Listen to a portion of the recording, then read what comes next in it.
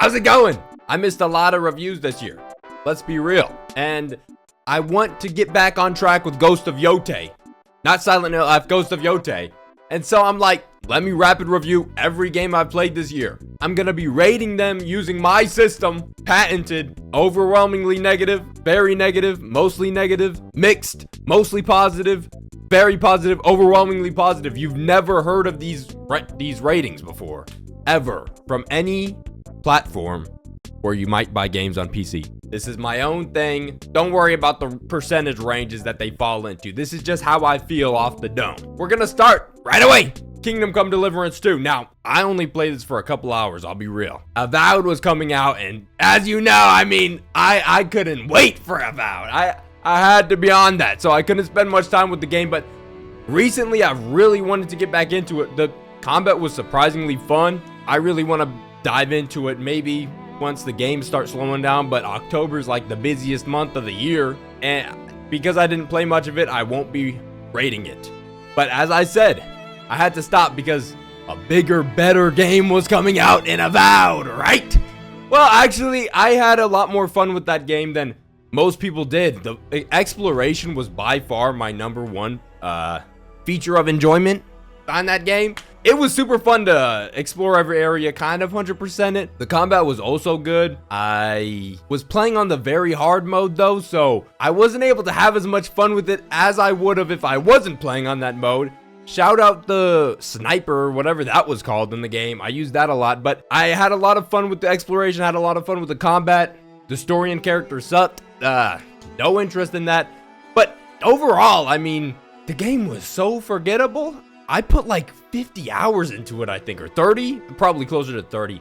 And I barely remember my time with it. But I do remember that when I was gonna make a review for it, I was gonna give it a mostly positive rating, and that's what I'm gonna give it here.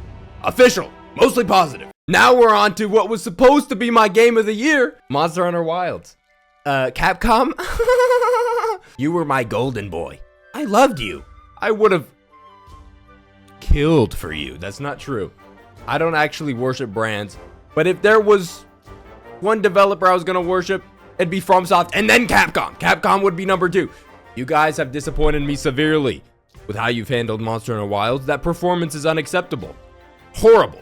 The difficulty, unacceptable. Horrible. What's the other one? Oh, you've over streamlined everything. When I made my review little thing, I was pussyfooting around, all right? I was like, I'm trying to be fair. Let me be fair and let me not come off too aggressive and offend anyone. If you're getting offended for Capcom, fuck you. Fuck you. All right? Way too easy. Way too over streamlined. Performance is ass. And you know what's crazy? Is all these people were glazing the game when it came out. Oh man, hey, if you're complaining, you just can't have fun, bro, or get a better PC, bro. Look at the reviews on Steam now. That shit's like mostly negative. Fuck you. I was ready to criticize one of my favorite game series of all time, and I'm still doing it. That new monster just came out. I'm gonna hop back in and see what's up with it. But my god, you couldn't have picked a cooler Final Fantasy 14 monster? Really? That's what you pick? Omega Dookie? That shit looks like a Dookie with 4 legs, bro. But some of the attacks look kind of cool. Like, listen, I won't judge it too early, but listen, I wish I could love that game because the combat is the best in the mainline series at the very least, maybe the whole series. The combat was super fun. I think they have tweaked, but they definitely at release needed to tweak the wound system because my god, I was beating up monsters and I am not that good at the game. I've never been that good at the game. I played through the story. I've never been like bro, I think I put 100 hours into maybe 2 of the games, 3 Ultimate and Rise. So I really shouldn't be having that easy of a time. Listen, I'm going on way too long. It pains me to do this, but mixed. I'm mixed on the game. And honestly, from the way I'm talking, I should be saying negative, or you might think I should be saying negative, but I put like 50 hours into my 2 weeks. That shit was fun, bruh. But my god, I can't let these treasonous things you've done slide, Capcom, Monster Hunter team. Next is Oblivion Remastered. Now, y'all want to keep glazing these old games, talking about, oh, it's one of the best of all time. Y'all need to start making sure you say for the time. Best of all time because of what it was for the time. the game was still super fun. I mean, it held up for the most part. The dungeons were unbelievably horrible. I hated those dungeons. And the lack of power you have in the end game because of the scaling system sucks. The main quest, I can't remember like shit from it besides the ending. That dragon thing was cool, I guess. The guild quest lines, there were a couple good ones, like Brotherhood and the Thieves Guild one thing. Mages Guild sucked. Fighters Guild sucked even more.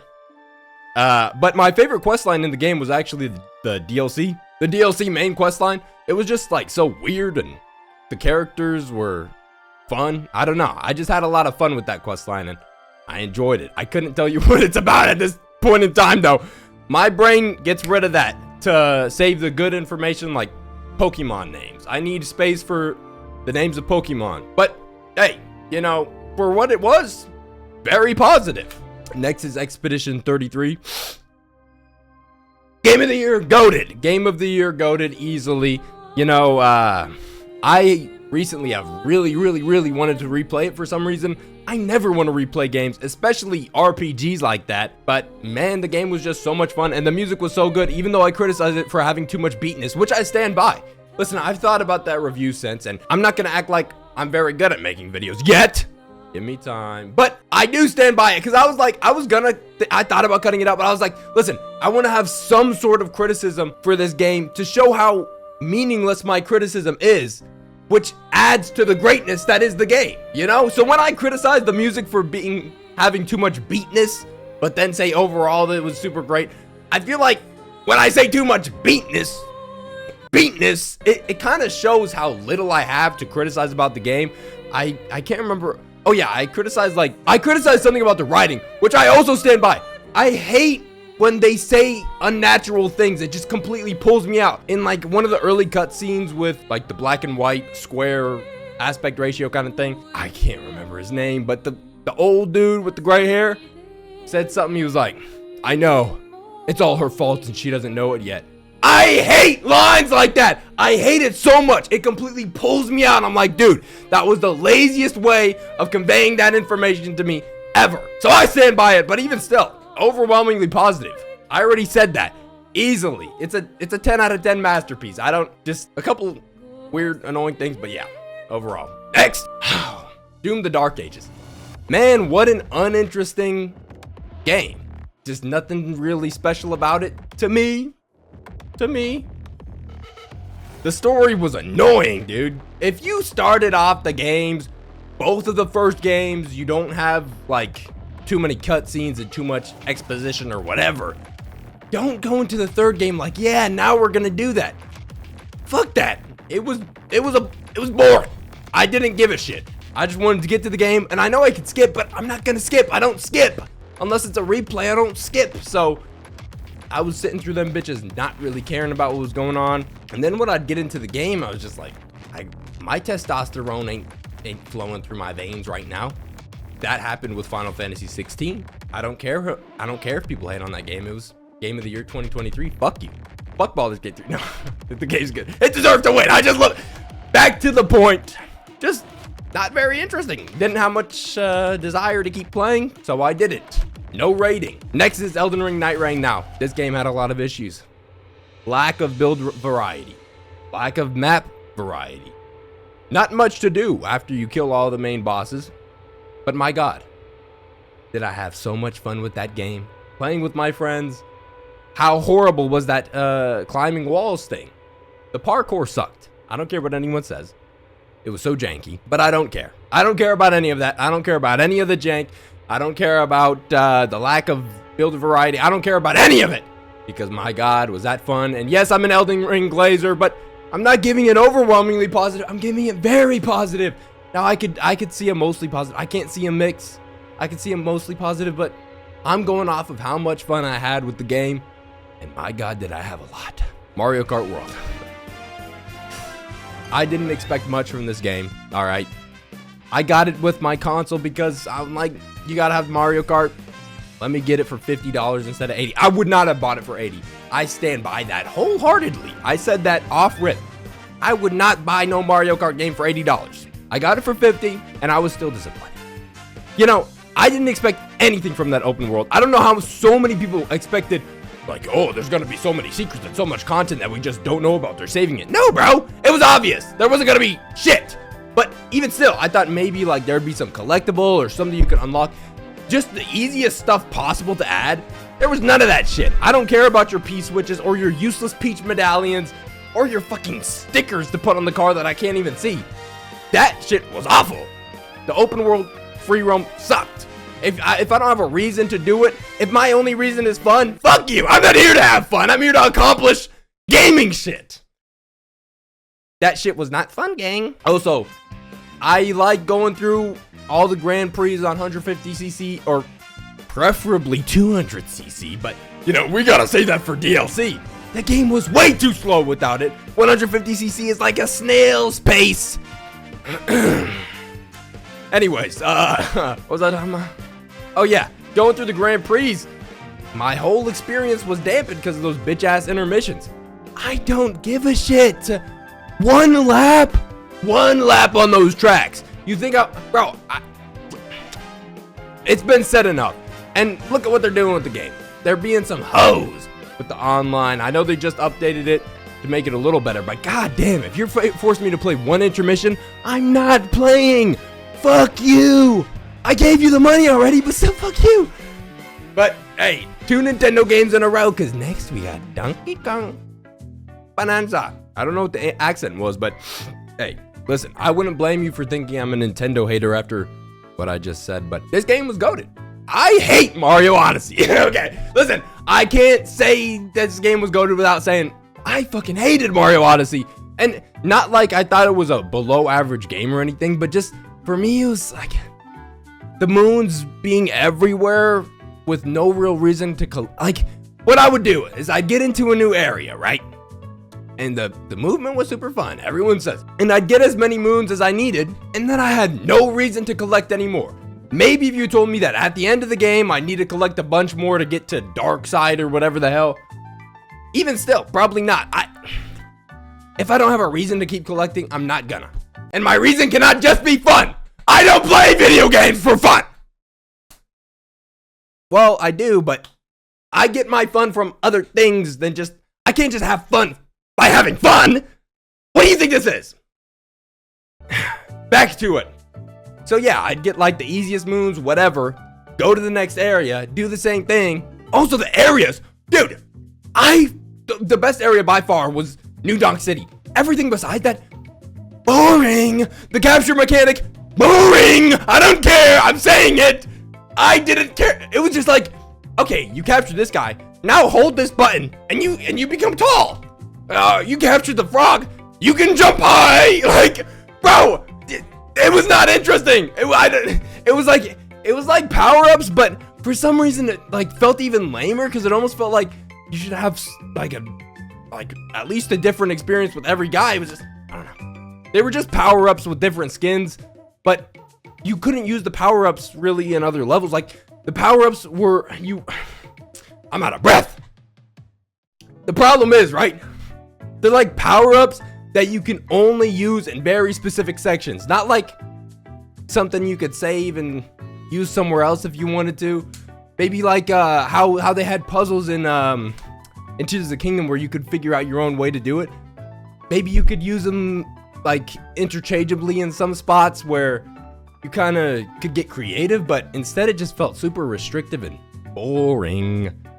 This isn't a review. God damn, why am I still talking about Odyssey? My point is, I thought I was gonna go back to Mario Odyssey because I replayed it before Bonanza, and I thought I was gonna play it. And I was gonna be like, you know what? I was wrong. This game is goated, and now I'm even more excited for Bonanza. If I had to bet at that time whether or not I would leave loving or hating Mario Odyssey, I would say love. I would have said I would have loved it. I didn't, but I'm out of breath. God damn. Then I played Bonanza, and I was like, why do I love this game when I hate Mario Odyssey? You collect the bananas, and guess what you get to do with the bananas? You get to use them for skill points. A skill trait. You actually get to use the bananas, unlike the moons. That's all I wanted, guys. Also, I just found the smashing stuff way more fun, to be honest. I love smashing. Bananas. And I don't know the layers. I found them a lot more interesting, to be honest. I don't Maybe some of them weren't, like that one where it was all ground that you had to smash. You had the sonar, which could locate the bananas, right? But I think really the biggest difference maker was the fact that bananas had a purpose. I need something. I need something. And it gave me the something. Also, the ending sequence is one of the best ending sequences in any Nintendo game ever. Possibly any game ever. What a goated ending sequence, man. I was grinning ear to ear. All right. I'm having a hard time putting into words why I liked it so much. So I'll just say overwhelmingly positive. Expedition 33 still my game. Next is Ninja Gaiden Ragebound. It was pretty fun from the 2 hours I played. No rating. Borderlands 4. I'm playing this with my friends and we're never on at the same time. So I haven't even gotten out of the first area, but I've played a decent amount because of farming and whatever. Performance sucks, but the gameplay's the best in any Borderlands game ever. And the farming is fun. The weapons are cool. Very positive so far. Now for the most recent game, and kind of the reason I made this video, because I didn't want to do a dedicated review to it because I didn't think I would be able to do a very good job, but I did want to talk about it. I'm not on drugs, by the way. Yeah, Silent Hill F. I really liked the real life sections. The atmosphere was really good.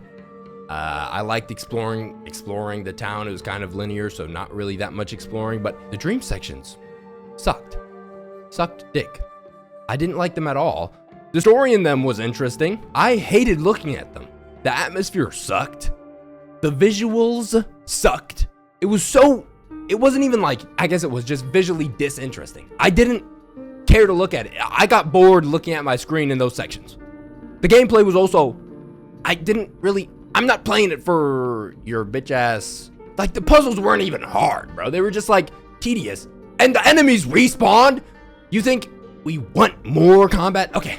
A big problem I had with the game was the enemy placement, right? In Silent Hill 2 Remake, every enemy felt like it was intentionally placed, all right? Every enemy felt like it was supposed to be there. In this game, they were just like, we should put an encounter here. We should put a combat encounter here, guys. And then they just place one down. The game ain't about the combat. I don't know if you're trying to do this to pad out the game or what, but the enemies were just kind of thrown in spots, and the combat was okay. Like, I didn't have that much of a problem with it.